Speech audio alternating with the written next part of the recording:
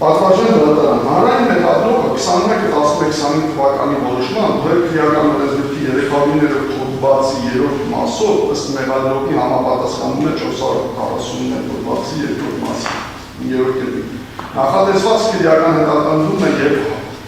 հետապնդում է հարուցել ազգային ժողովի պատգամավորը հայաստան խմբակցության ղեկավար Պարոս Սեյրանի ու Շեյխ Օհանյանի նկատմամբ, որն արգելված է առանց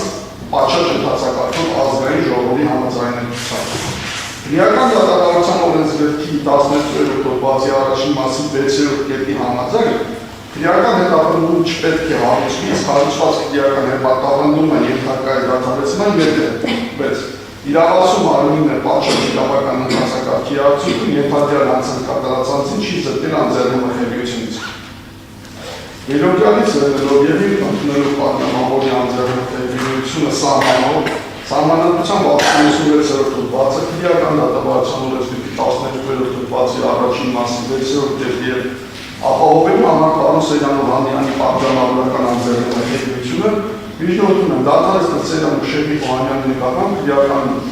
հետապնդումը քրեական օրենսգրքի 300-ները հոդվածի 3-րդ մասով ըստ մեղադրողի համապատասխանում է գործող քրեական օրենսգրքի 441-րդ հոդվածի 2-րդ մասի 9-րդ կետին։ Մի անգամ անդրադառնամ ավելի դատարան նախորդ նիստին էր հավանաբար կայացած նիստին անդրանցի նիստ առաջ մեղադրողը սակցի հետ կապված դիրքորոշում հայտնեց, որ այս թվում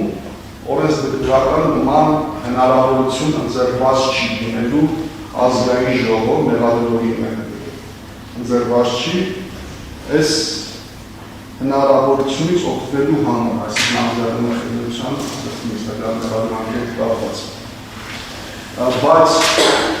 դրա հետ կապված հայտնել, որ սահմանադրության պատգամավորի իրավունքն է եւ ազգային հնարավորությունը ձեռված չի,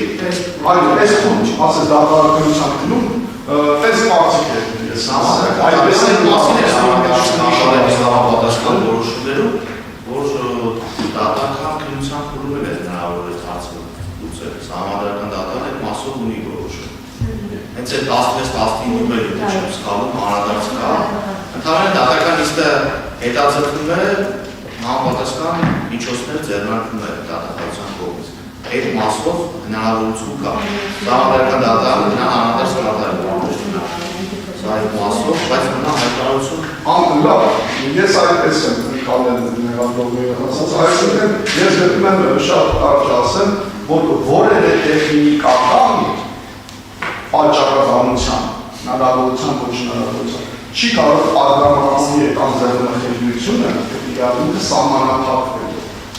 Այսինքն, եթե տեխնիկական հնարավորություն կա դիմել ազգային ժողով եւ համաձայնություն ստանալ եւ այլն, դրանով չի կարող անձի իրավունքը սահմանափակել, այդ անձեռնմխելիությունը սահմանափակել եւ առանց այդ անձեռնմխելիությունը հաղթահարելու մեղադրան առաջադրել կամ չկարճել գործի, չքրեական հետապնդումը չհարուցել, չնաթարեցնել։